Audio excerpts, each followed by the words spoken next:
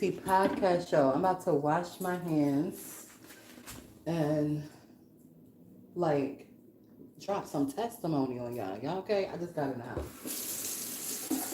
Wash my hands and drop some testimony. Wash my hands and drop some testimony. So listen.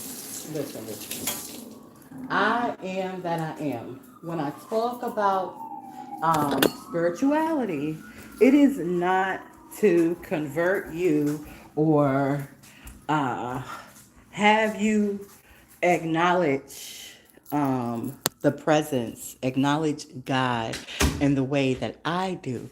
This is just the way I do it.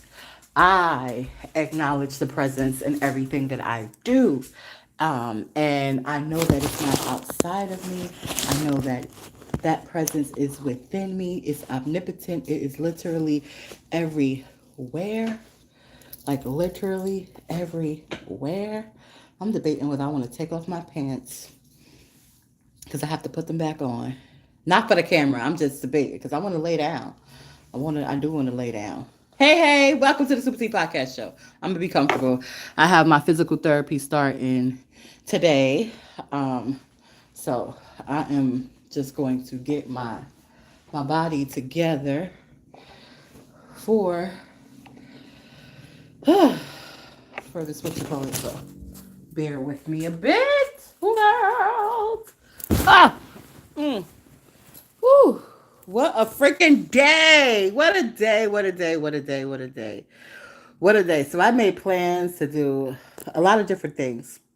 But a part of those plans, I have to do the things that I have to do, which is do my appointments and yada yada. And I had to really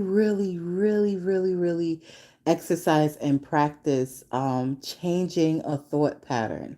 So I've had some questionable experiences at medical facilities where they saw this color of my skin and they weren't too happy to see me there. And I was there by myself, and people tried to take advantage of that. And I had two different occasions. One occasion, I was working with an attorney office, and they sent me to the company they use to do a testing and scanning, and like I felt funny when I got there, but I always just trust my inner guidance, so there was no reason for me to feel funny, you know what I mean? I just was like, okay, I don't know why I feel funny, but I know that you got me, so I'm just gonna go and follow however I feel.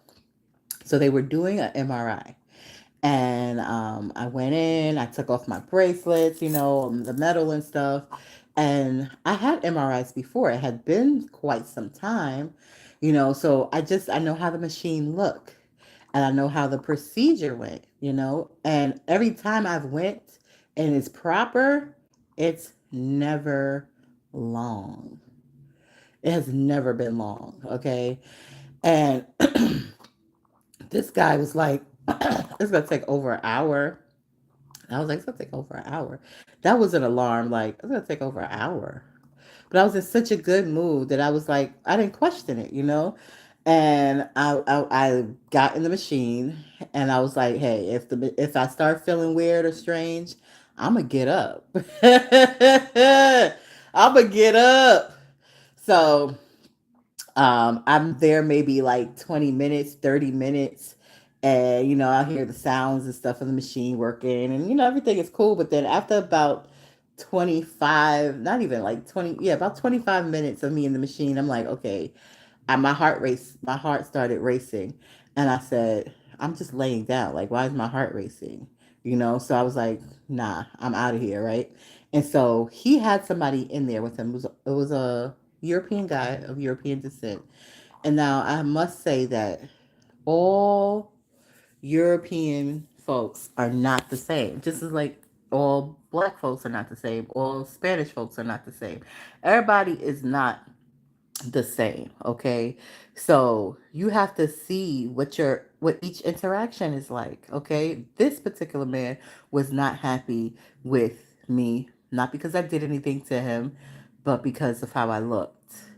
And so he was gonna do something that was unethical.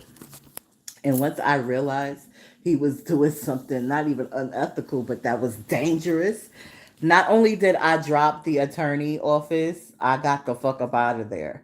But after that experience, it alarmed me, you know. So it didn't put, you know how an alarm is. An alarm is something that catches your attention. So it was like, okay, you need to be aware that there are individuals out there like that. Yes, I'm going to be fine. Yes, I'm going to be okay.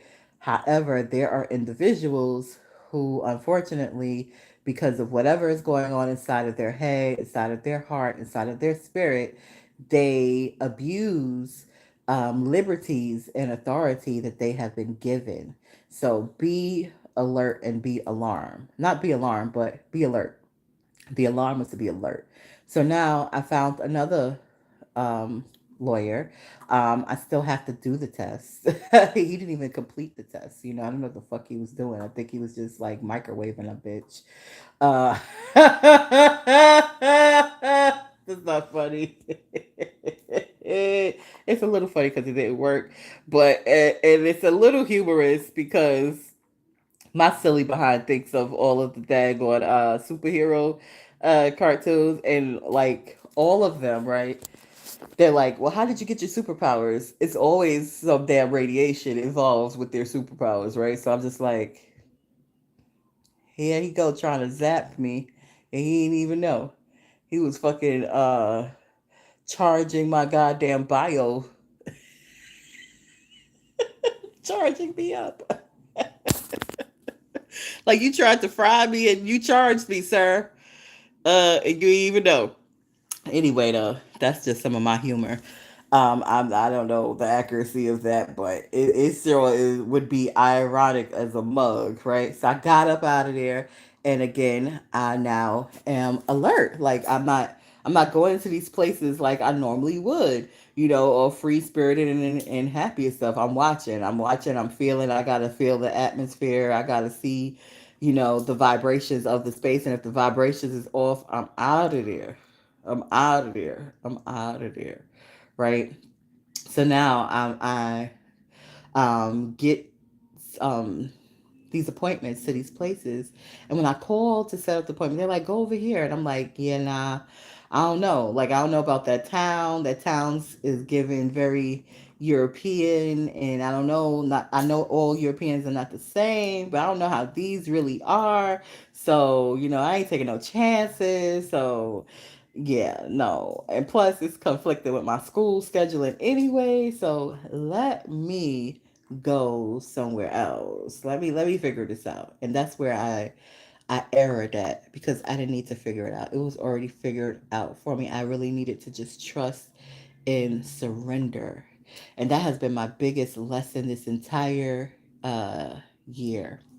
This entire year has been to trust and surrender. Like, yes, my logic is fantastic, my brain and my mind is wonderful, but there's time and spaces for the application of it. And with certain things, I need to know its position. With everything, I need to know its position. It does not need to be leading. It does not need to be leading. What needs to be leading is the God, the divinity, that source, that presence. That's what must lead everything. Everything in my life, everything in my existence. That. So I'm surrendering to that. And my mind has to just get used to it. Because when I surrender, things work out. I spent this whole entire week. I had an appointment last Friday. I spent this whole entire week on the back end communicating with some wonderful people who I got to reach out to now and let them know it's been handled. I already did it. But I spent this entire week talking to people, dealing with bureaucratic issues in the healthcare field this entire week. The whole week. It's Friday. The whole week. Since last Friday to this Friday. The whole week. And then when I said, okay, God was like, here you go. Like, call these people right here. I've been telling you, call these people. And I called them. These people at 9 o'clock. They had me scheduled in at 12 o'clock today. I didn't have to wait. I had to do nothing but call my transportation and say, oh, I still have my appointment. I just have my appointment at another location.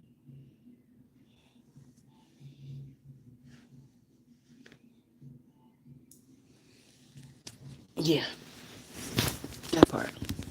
That part in of itself is phenomenal. You have to deal with bureaucracy to know how phenomenal it is that you just can tap in and figure things out without dealing with the song and dance because it felt like a circus. It felt like a whole circus. And by the grace, I'm grateful that I was dealing with people who knew it was a circus. And I knew like this is where you work. So I'm not coming at you. I'm not coming at you. I appreciate you. I appreciate you taking the time, to talk to me. I appreciate you taking the time to work on this with me. I appreciate you taking the time to explain things to me. Like I let these people know. And when I get off this live, I'm gonna call these two sisters that was on it for me, but they not insurance. And here's the thing, people, in the medical in our health industry here in America, the insurance company is the one who decides whether whatever you need is going to get, um, you're gonna get it. Not in that aspect, because of course God provides whatever you need. That presence provides whatever you need. But in their bureaucratic system, if you are asking them for assistance, which basically you are saying, oh, I don't have the funds and finance at my disposal at this moment. I don't have the income. I don't have the wages. I don't have the salary, whatever. All these different languages. You're basically saying, hey, I need a little help right now while I figure my finances out. They're like, okay, we help you, but we going to decide the type of care you get. You go decide the type of care I get. Huh? No, no, no, no, no, no, no, no, no, no, no, no. Unacceptable. No, you're not. But thank you for telling me that's how you work. Because if a person didn't have the patience, if a person didn't even have the cognitive abilities to navigate their own stuff, they would have just said, fuck it, and left it alone. So it's not fair. But that's okay.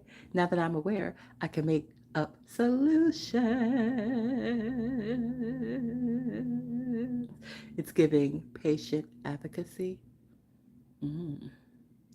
I call these places, I speak on behalf for these patients who don't have the patience to speak for themselves and deal with this bureaucratic system, because I'm able to patiently and efficiently deal with bureaucracy. Oh my fucking God. I'm sorry, I just had an epiphany on live. I am able to efficiently deal with bureaucracy. Oh my fucking God. All right.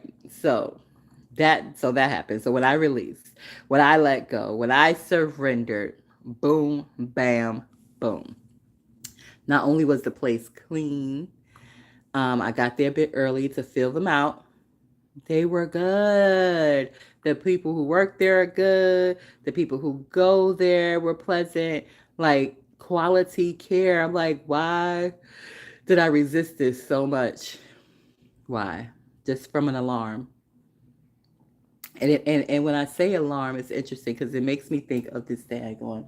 I don't even want to say it where I am, because this shit has went off periodically here, there, here, there, there, here, right? And I remember the first time it went off, it was like, oh, I grabbed everything. Nothing was going on. Something was going on, but it wasn't to the point where I needed to be like that, you know? So it was like I was ready, but I didn't need to be ready, you know? So sometimes alarms are necessary, but sometimes they're false. And that's what I experienced through this whole experience with me getting the testing, the CAT scans that I needed to get done. I was alarmed because I went to an unethical place, but that was a false alarm. It wasn't a real alarm. I was never in no real danger, you know?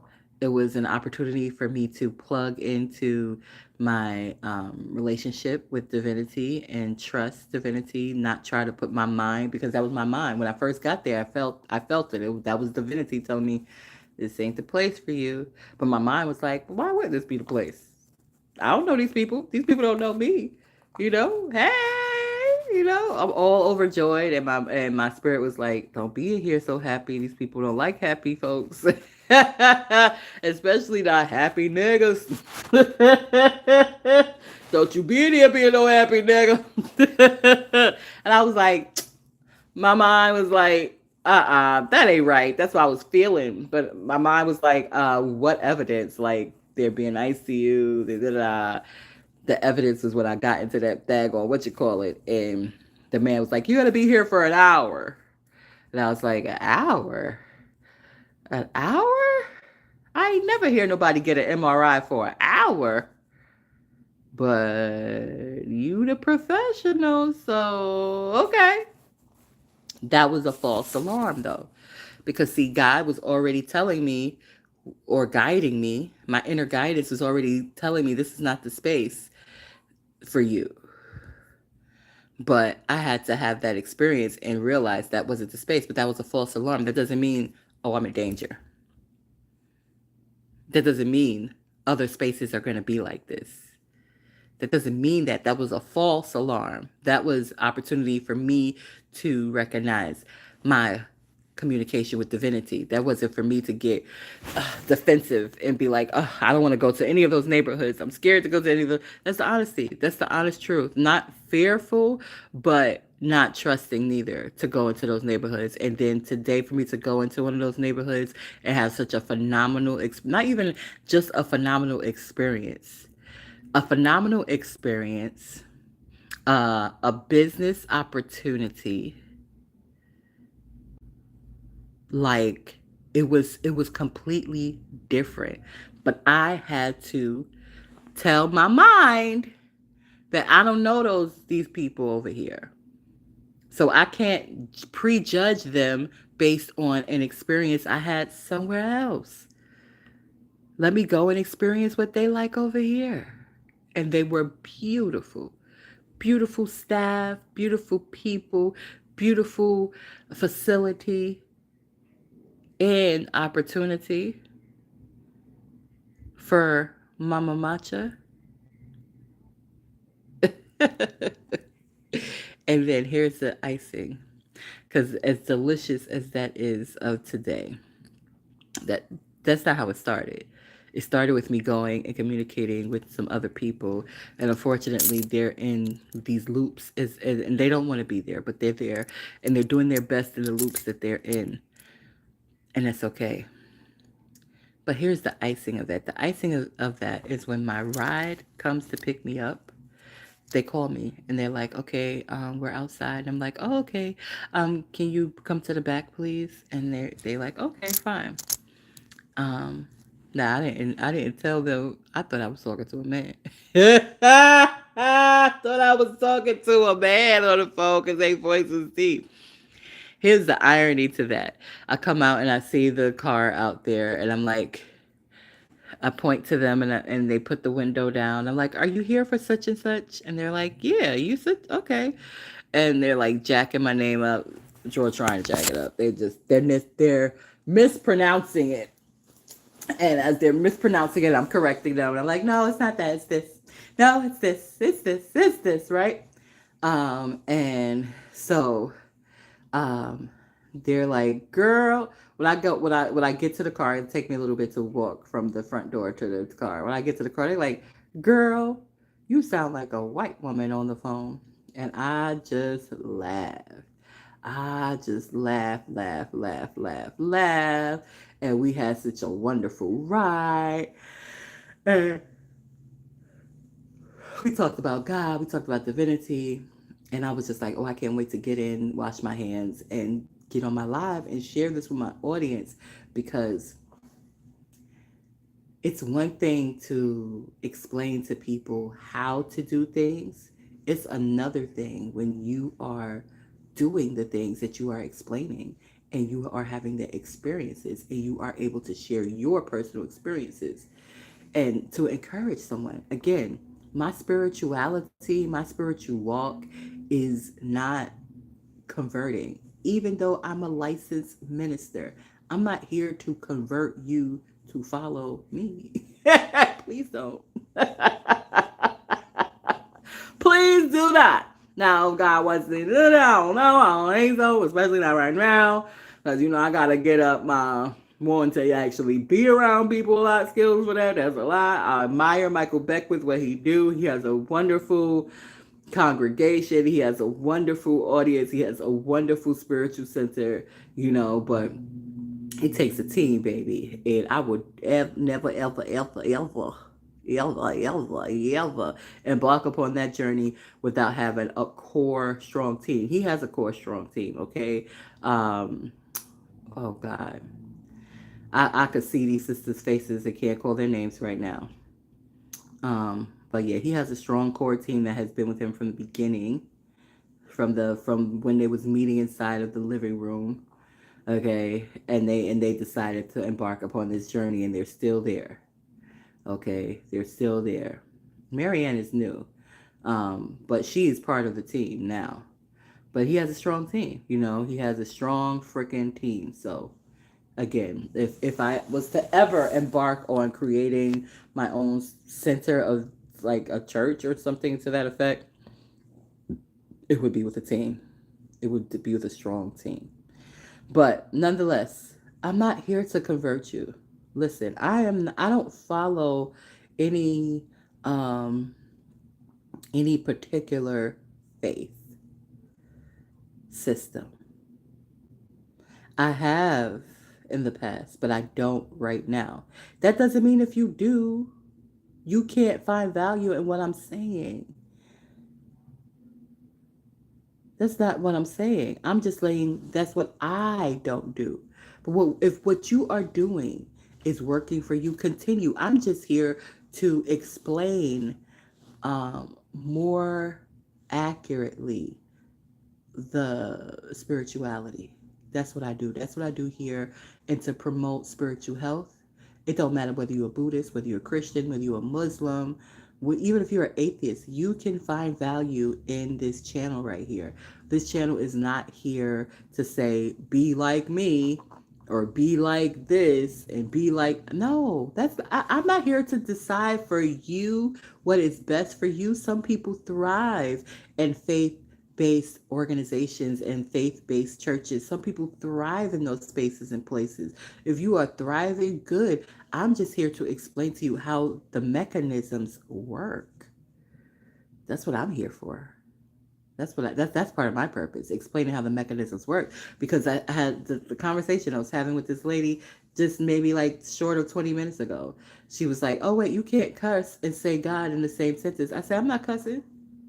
Fuck is not cussing.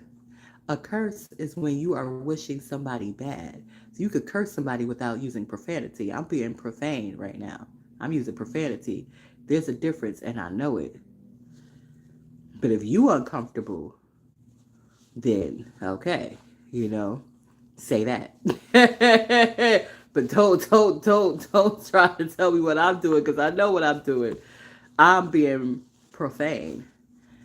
That's what that is. So when people be like, "Oh, how that preacher cursing and this, that, they're not cursing. A curse is to wish bad upon somebody. That's what a curse is. But you being profane, fuck and bitch and ass, and I don't even know any other profanity words. That's profane. You being profane. You using profanity. There's a difference. Now, I ain't saying that you could go in certain places and they're going to accept that because they want to control how you are expressing yourself. And plus, it just may be inappropriate to do it in different places. But in a car with just two people and y'all chatting openly, you could be open with your expressions. If you're not intentionally looking to hurt somebody's feelings, be open. Be open. Be open. Do you. Do you. Because I'm going to do me. And I'm going to televise it to encourage and inspire you to do you. Do you. Stop. This, I got to do things this way. I got to do things that way. No. However you do things, all I'm saying to everybody, whatever you call this presence, you can call it Jehovah, you can call it Allah, you can call it Jesus, you can call this presence whatever you want to call it. You can make up your own name for the presence. As far as I'm concerned, I don't give a who and nanny what you call this presence. I'm just here to remind you that it is real. It's real. It's real. This vibration, the divine source of life is real. It's real. It's inside of you. It's inside of me. It's inside of every living person on this planet. Some just don't know. But if you're watching this channel, you're being reminded of it every time, hopefully, that divinity is inside of you and divinity is real. Will I develop a program around this truth and structure it? Yes, in divine time. Until then, come see me every Sunday live for Soulful Sundays. And check out my vlogs as I vlog my life experiences here because things are wonderful and unfolding wonderfully. And when you vibrate at that frequency and you exercise wisdom and you take accountability and you do your own personal spiritual practices, it's not supposed to look like anybody else's. And it may look like other people's, it may not. The most important is, how does it feel to you? Are you doing stuff in joy? Are you doing stuff out of blind obligation, blind faith? Are you doing it with your eyes wide open because you know that there's something bigger and more intelligent than you that wants the best for you?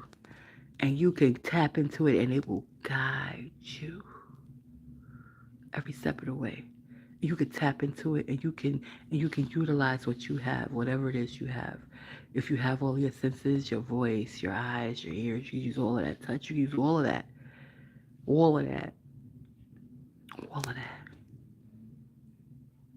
Acknowledging the divine in all you do. So, with that being said, have a great Friday. I would take a little nap before I go to my physical therapy. I'm excited to see what other amazing things the divine has for me. And I'm very tempted to still go into the city today.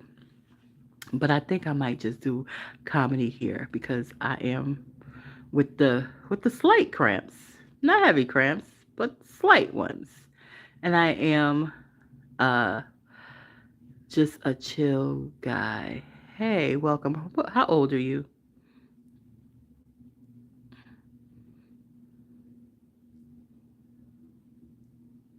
How old are you? Just a chill guy.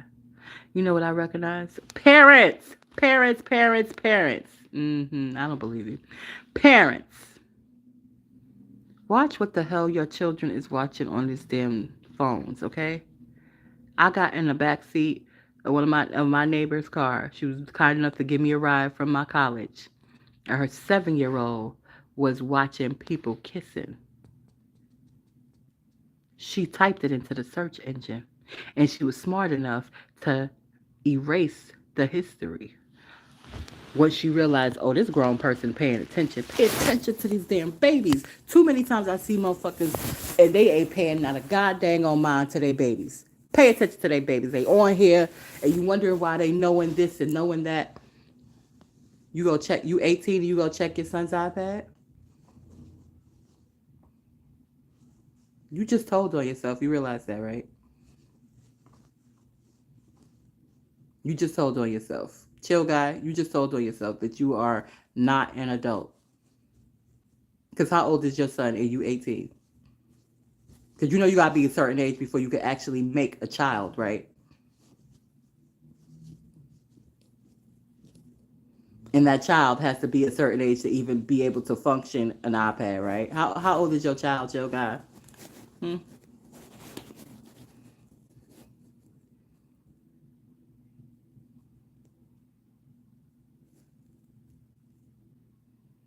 Yeah, chill. Chill guy got the heck up out of. This is gonna be funny to rewatch. Oh God, people come and see me Soulful Sundays here, 3 p.m. Eastern Standard Time every Sunday, um, for Soulful Sunday. You know, we gonna keep it going. We gonna get through this book together, and again, whatever you decide to call the divine, you could call it God, you could call it Jehovah, you could call it Jesus, you could call it Allah, whatever you want to call that presence, that divine presence that's in you, whatever faith you want to choose. You want to be a Buddhist, you want to be a Christian, you want to be a Muslim, whatever you choose. However you choose to commune with the divine, however feels good to you, do it. Do it. Do it. Again, I'm not here to convert you. I'm here to remind you that that presence, that force is inside of you. God is inside of you. Jesus is inside of you. Allah is inside of you. Buddha is inside of you. It's omnipotent. So it's everywhere. So tap into it. Tap into it. And utilize that for your knowledge. You want knowledge? Go to God. Not because God is outside of you. That means go inside. Yes, go inside. Go inside of you. What's being put inside of you? Because God's always been there. You were born with God already inside of you. What has been put inside of you is other people's ideas of God, other people's experiences with God, and other people's perceptions and thoughts and ideas. That's what has been put inside of you. But when it's for you, you're going to feel it on the inside. And when it's not for you, you're going to feel it on the inside. So don't just do things because everybody else is doing it. You got a mind of your own to think for yourself. Be encouraged. Take care. Be well. And parents, please, yes, watch it. First of all, I don't know why a 7-year-old got an iPhone. That ain't none of my business right there. But until you have done some significant things, you're gonna have to earn that. I'm gonna give it to you just because everybody doing it. No, no, no, no, no, no, no, no, no, no. Watch your children's screen time and watch their history and um child proof these damn phones. If you're gonna give them a phone, I think junior high school maybe. I think elementary school. Not first grade, not second grade. Maybe fifth grade, maybe a graduation gift after you graduated elementary school. You know, I know it's tricky because even the schools is using these things, but let them provide it. Don't tell me I gotta buy my child a damn iPad. You want to teach on the iPad to my child? You provide that shit to the motherfucker, and you use it in class, or you provide it to the class. Like, yeah. Anyway, peace, peace, peace, peace.